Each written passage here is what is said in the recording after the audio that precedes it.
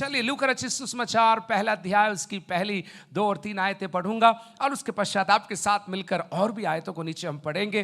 प्रभु का आत्मा आपके ऊपर है, इसलिए आपको प्रभु का वचन समझ में आएगा और उसका लाभ उठा पाएंगे। I will be reading in Hindi from the gospel of Luke the first few verses and then will go down. बहुतों ने उन बातों का जो हमारे बीच में बीती है, लूका 1 से आगे पढ़ रहा हूं, बहुतों ने उन बातों का जो हमारे बीच में बीती है इतिहास लिखने में हाथ लगाया है, जैसे कि उन्होंने जो पहले ही से इन बातों के देखने वाले और वचन के सेवक थे हम तक पहुंचाया। 2-3 इसलिए हे श्रीमान थियोफिलुस, मुझे यह उचित मालूम हुआ कि उन सब बातों का संपूर्ण हाल आरंभ से ठीक ठीक जांच करके उन्हें तेरे लिए क्रमानुसार लिखूं, ताकि तू ये जान ले कि वे बातें जिनकी तूने शिक्षा पाई है कैसी अटल है। स्क्रीन पर यहां पर दिखाएंगे आप लोगों भी, इसलिए कैसी अटल है। लिखने वाला लूका है, एक वैद्य है और प्रभु यीशु मसीह की जीवनी और शिक्षाओं से जुड़ी हुई 4 पुस्तकें बाइबल के अंदर है, मत्ती, मरकुस, लूका और यूहन्ना। चारों लोगों ने अलग अलग अंदाज से, अलग अलग लोगों को अलग अलग तरीकों से और अलग अलग बातों को ध्यान में रखते हुए 4 पुस्तकें लिखी, जिसको हम सुसमाचार बोलते हैं, गुड न्यूज़ बोलते हैं। Matthew's gospel, Mark and then Luke and then John. और इन तीनों चारों में केवल लूका ही है जो स्पष्ट कहता है मैंने ये किताब क्यों लिखी, मैंने ये किताब क्यों लिखी। शुरू में बोल रहा है मैंने ये किताब क्यों लिखी। देखिए क्या लिखा है, मैंने इसलिए लिखी ताकि तू ये जान ले, चौथी आयत में लिखा है, ताकि तू ये जान ले कि जिन बातों को तूने सीखा है, जिन बातों की तूने शिक्षा पाई, 1:4 स्क्रीन पर, जिन बातों की शिक्षा तूने पाई है वे कैसी अटल है। How immovable are the things that you have been taught. You should know this. आपको यह मालूम होना जरूरी है कि परमेश्वर का वचन अटल है, केवल कहानियां नहीं है, शायद कभी हुआ ऐसा नहीं, किसी ने कहा था एक बार की बात है, ऐसा नहीं है। प्रभु का वचन अटल है और अमर है और कभी बदलता नहीं है। God's word is set in heaven। परमेश्वर का वचन अटल है। और अब लूका लिख रहा है मैंने इन बातों को इतनी खूबसूरत तरीके से आपके लिए इसलिए लिखा कि आपका विश्वास कैसा हो, अटल हो। पानी पर चलने के समान नहीं, या फिर ऐसा नहीं कि शायद हुआ, मैं पूरा विश्वास नहीं करता, मैं आधा विश्वास करता हूं, आई बिलीव समटाइम्स और I believe when there is good माहौल, ऐसा नहीं। लूका लिखता है ताकि तू ये जान ले। मेरे साथ साथ 4 आयत बार पढ़िए ना आप लोग, फिर अपन एक एक पद्यांश को पढ़कर अपन आगे बढ़ते जाएंगे। ताकि तू ये जान ले कि वे बातें जिनकी तूने शिक्षा पाई है वे कैसी अटल है, वे कैसी अटल है। प्रभु का वचन, स्पेशली जो सुसमाचार की जो ये वृतांत है, आपको मैं बताऊं इसमें इतिहास है। ध्यान से सुनना आप लोग, इसमें इतिहास है। ना केवल इसमें इतिहास है, इसमें दैनिक जीवन के लिए शिक्षा है। न केवल दैनिक जीवन के लिए शिक्षा है, इसमें ईश्वरीय विज्ञान है, ईश्वर की बातें इसके अंदर है। लेकिन सबसे बढ़कर मुझे और आपको ये याद रखना है, ये परमेश्वर का वचन है, ये परमेश्वर का वचन है। जब आप इस साल भर आप अपने आप को याद दिलाना, रोमांचित रहना इस पुस्तक के लिए साल भर, जब आपके पास ये बार बार इसमें से संदेश आएंगे, रिमाइंडर्स आएंगे, you have to remind yourself that this is the word of God. ये परमेश्वर का वचन है जो मेरे लिए दिया गया है। समझ में आ रहा है तो आप लोग हाथ उठा के मेरे साथ बोलिए, ये परमेश्वर का वचन है जो मेरे लिए दिया गया है। जोर से बोलिए, This is the word of God that has been given for me, that has been given for me। लेकिन आज सुबह के संदेश के अंदर अब मैं आपको आगे लेकर जाऊंगा और मैं आपके साथ कुछ आयतों को साथ साथ पढ़ना चाहता हूं। और मैं विश्वास करता हूं कि पवित्र आत्मा मुझसे और आपसे आज सुबह बात करेगा। पवित्र आत्मा, हम आपका स्वागत करते हैं, आपका हम धन्यवाद देते हैं। अदृश्य परमेश्वर, आपके जीवित वचन को आप हमें समझाइए।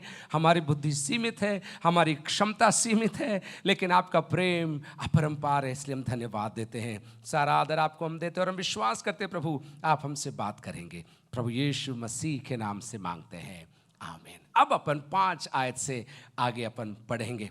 यहूदिया के राजा हेरोदेस के समय अबिया के दल में जकरिया नाम का एक याजक था और उसकी पत्नी हारून के वंश की थी जिसका नाम एलीशिबा था।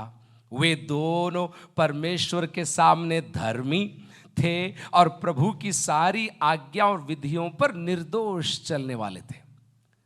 ठीक है, उनके कोई भी संतान न थी, क्योंकि एलीशिबा बांझ थी, और वे दोनों, क्या लिखा है स्क्रीन पर, और वे दोनों बूढ़े थे। ओके, आई थिंक एक लाइन उसमें से मिस हो रही है, और वे दोनों बूढ़े थे, ऐसा लिखा है। ओके, उसके बाद 8 आयत से आगे मेरे साथ साथ, अगर स्क्रीन पर आ रहा है तो आप मेरे साथ पढ़िए, नहीं तो अपनी बाइबलों में आप पढ़िए।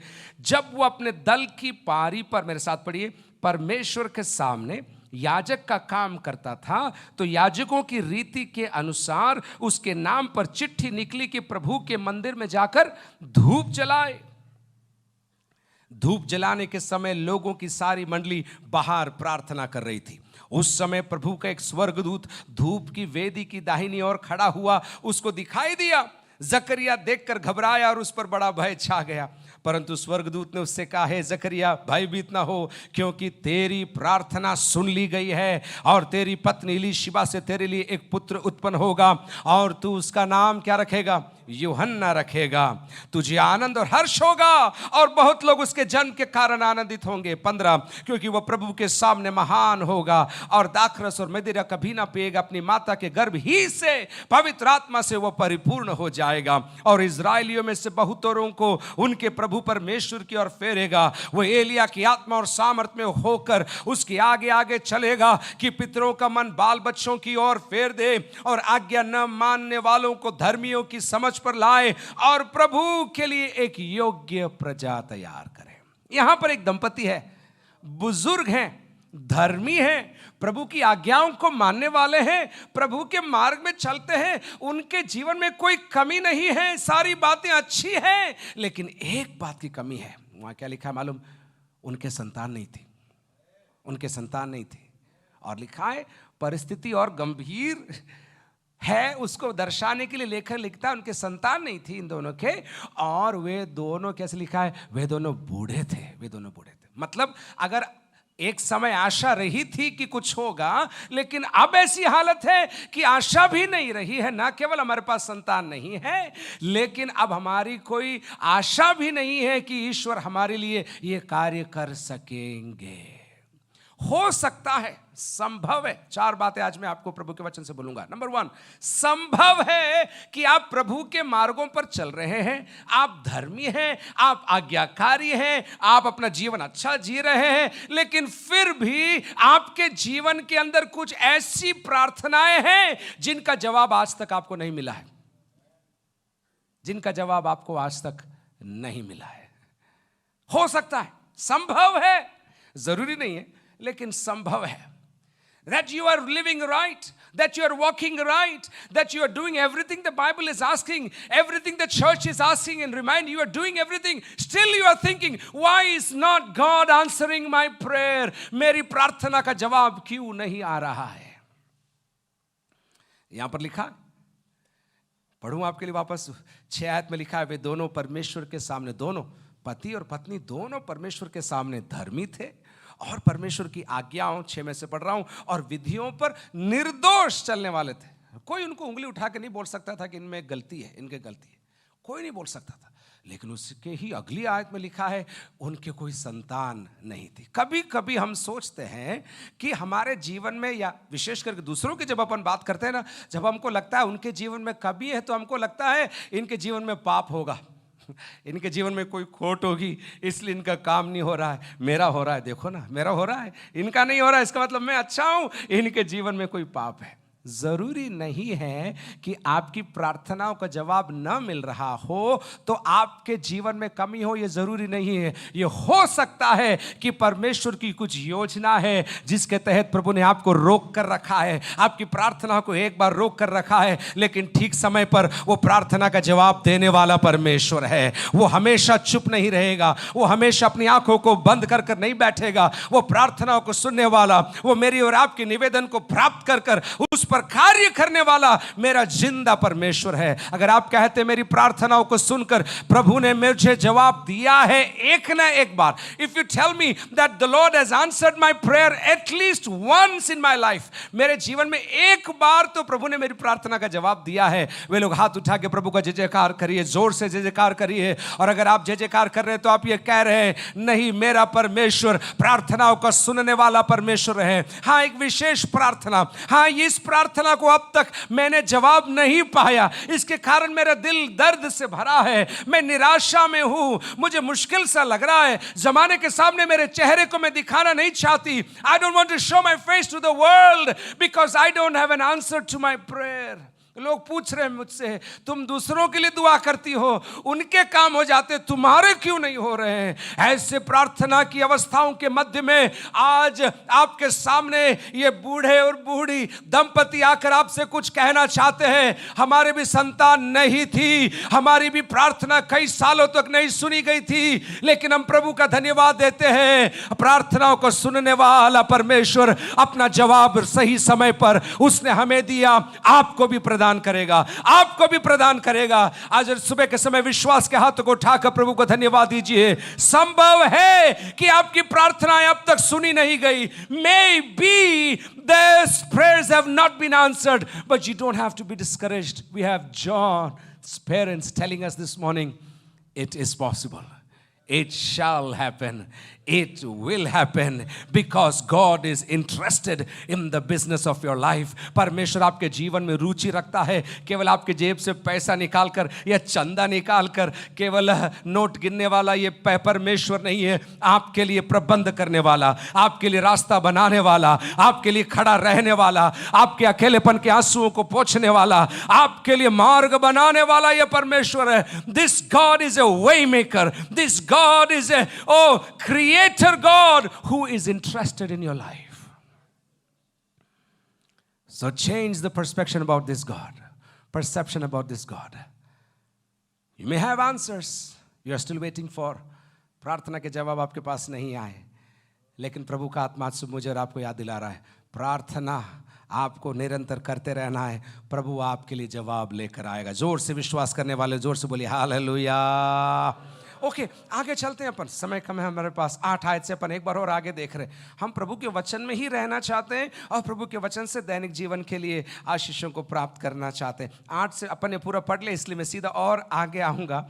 मैं आपके साथ अब 11 आयत पढ़ूंगा आपके लिए. Okay, 11th verse. इससे पढ़ने से पहले 1 मिनट आपका ध्यान में लेने क्षमा चाहता हूँ. क्या हुआ, जकरिया वेदी पर काम करने की जिम्मेदारी उस दिन उसको मिली. 18,000 20,000 उस समय याजक हुआ करते थे. उसमें से चिट्ठी निकलती थी, और चिट्ठी जीवन में एक ही बार निकलती थी कि आपको ये सेवा मिले. ये सेवा की चिट्ठी इतने हजारों में से शायद एक बार ही जीवन में लगती थी आपको. इसकी चिट्ठी लग गई जकरिया की, प्रभु के भवन में विशेष काम करने के लिए. और जब उसकी चिट्ठी लग गई, उसने अपने आप को तैयार किया. गंभीर था, जीवन के अंदर ये सारी बातें रही है. उसके पास संतान नहीं है, लेकिन धर्मी है, प्रभु के साथ चल रहा है. उसका नंबर लग गया और अब वो सेवा करने के लिए जा रहा है. और जो काम प्रभु ने उसको दिया, उसको सेवा करने के लिए जा रहा है. और जाते जाते वो प्रभु की महिमा कर रहा है. अब देखिए वहां क्या लिखा है. 10 आयत में लिखा है, धूप जलाने के समय लोगों की सारी मंडली बाहर प्रार्थना कर रही थी. लेकिन 11, उस समय प्रभु का एक स्वर्गदूत धूप की वेदी की दाहिनी ओर खड़ा हुआ उसको दिखाई दिया. 12, जकरिया देखकर घबराया और उस पर बड़ा भय छा गया. दूसरी बात, आज सुबह मैं आपको प्रभु के वचन सौंपना चाहता. कई बार हम परमेश्वर की सेवा तो कर रहे हैं, कई बार हम प्रभु के पीछे चल रहे हैं, कई बार हम प्रभु ने जो कुछ कहा है हम कर रहे हैं, लेकिन हमने अलौकिक बातों की अपेक्षा करना छोड़ दिया है. We have left the ability to expect the unexpected. And we are still thinking, we will do what I'm called to do with my strength, with my money, with my talent, with what I know, with what I can do. I will do this. And somehow we have given up on the element of the supernatural. We think that this is for somebody else. I have the means, I have the money, I have the knowledge, I have the insurance, so I don't have to worry. कभी कभी हम ऐसे सोचते हैं ना, मेरे पास धन है, ईश्वर को उनकी ज़रूरत है जिनके पास पैसे नहीं है, या उनकी ज़रूरत है जिनको जिनके पास धन नहीं। कई बार ऐसी गलत धारणाओं से हम भर जाते हैं। लेकिन आज सुबह मैं आपको चेतावनी देना चाहता हूं, प्रभु के पीछे चलने वालों को मैं आपको एक सूचना देना चाहता हूं। आपके जीवन के हर पल में आप ये अपेक्षा बढ़ाएं कि जो मैं सोच रहा हूं वो ही नहीं, उससे बढ़कर मेरे लिए प्रभु कुछ नए काम को कर सकता है। जितना मैंने विश्वास किया उतना ही नहीं, जितना मैंने दिया उतना ही नहीं, जितना मैंने किया उतना ही नहीं, उससे बढ़कर परमेश्वर मेरे लिए काम कर सकता है। Remind yourself that God is with me. God's word is with me. God's protection is with me. God's promises are with me. And that is why I will expect the unexpected, because God is in the business of still doing miracles. आज भी चमत्कार प्रभु कर सकता है। Hallelujah बोलिए, मेरे साथ बोलिए, आज भी प्रभु चमत्कार करता है। जोर से बोलिए, आज भी प्रभु चमत्कार करता है। एक बार और बोलिए, आज भी परमेश्वर चमत्कार करता है। मैं किसी को जानता हूं इसलिए मेरा काम होगा, जरूरी नहीं। आप जानते नहीं होंगे, लेकिन आपके अंदर विश्वास होगा। घर से आज मैं निकल रहा हूं, मेरे लिए प्रभु कुछ अद्भुत काम अचानक मेरे लिए करेगा। जब आप विश्वास ऐसे कदम रखते हैं जो सोचा नहीं, ऐसे बड़े बड़े काम प्रभु आपके लिए करना शुरू करता है, क्योंकि आप एक्सपेक्ट करते हैं। आप एक्सपेक्ट करते। Make room in your spiritual journey this year, because the Spirit of the Lord is upon us. Make room in your spiritual journey for God to disturb you and to intervene in your life and to bring good news of great joy. अपने जीवन में आप जगह बनाइए। इतना control मत करिए अपने जीवन को। 8 से 8:15 इतना, 8:15 से 8:45 इतना, 8:45 को गर्म पानी टपकेगा तब मैं ये करूँगा। इतना भी कंट्रोल मत करिए। प्रभु को अनुमति दीजिए। प्रभु मैं ऑफिस जा रहा हूं आज, प्रभु मैं आज जनसेवा में जा रहा हूं, प्रभु मैं आज हॉस्पिटल जा रही हूं। आपका धन्यवाद, आप मुझे नए लोगों से मिलाएंगे, आप मुझे चमत्कारों को दिखाएंगे, आप मुझे अनएक्सपेक्टेड ब्लेसिंग आप देंगे, आप मेरे हाथों में देंगे ताकि मैं दूसरों को आशीषित कर सकूंगा, आप मुझे देंगे ताकि मैं दूसरों के घर को आशीषित कर सकूंगा। आप जब अनएक्सपेक्टेड को एक्सपेक्ट करना शुरू करेंगे, परमेश्वर आपके लिए उन कामों को भी करना शुरू करेगा। यहां कैसे बोल रहा हूं मैं मालूम? जकरिया परमेश्वर की उपस्थिति में है, लेकिन उसको क्या करना है? उसको वेदी पर खुशबूदार अंगारों को डालना है, और जो पुरानी राख है उसको हटाना है, और उसके बाद नई राख को, नए चीजों को डालना है, धूप को डालना है। ये सब काम करना है, वो कर रहा है। अचानक स्वर्गदूत आ गया और वो घबरा गया। होना तो ये चाहिए था, स्वर्गदूत को देखकर उसको कहना चाहिए था, धन्यवाद प्रभु, आप आज मुझसे मिलने आ गए। धन्यवाद प्रभु, मुझे इंतजार था, मुझे आज एक्सपेक्टेशन था कि वर्शिप में आप मुझे स्पर्श करेंगे। मुझे मालूम था प्रभु कि आज की आराधना मेरे लिए होगी। प्रभु मुझे मालूम था कि आज का वचन मेरे लिए होगा। मुझे मालूम था कि आज की मीटिंग मेरे लिए होगी। This kind of expectation will help you to push into the supernatural, because where there is no expectation there is no delivery also. क्योंकि अगर आपके पास मांग ही नहीं है तो आपको दिया भी नहीं जाएगा, क्योंकि बाइबल में लिखा है, मांगो तो तुम्हें, जोर से बोलिए, एक बार और बोलिए, एक बार और जोर से बोलिए, मांगो तो तुम्हें दिया जाएगा। अरे परमेश्वर को मालूम है ना मुझे क्या क्या चाहिए, वो दे देंगे ना, बिल्कुल बिल्कुल वो देंगे आपको। लेकिन आपको पुत्र होने के नाते, पुत्री होने के नाते, संतान होने के नाते ये अधिकार मिला है कि आप अपने स्वर्गीय पिता से विश्वास के साथ, स्वार्थ के लिए नहीं लेकिन आपके लिए और अन्यों के लिए आप मांग सके, और वो दरवाजों को खोलकर आपके लिए देने के लिए तैयार है। He is ready to bless you if you will believe him for the next level.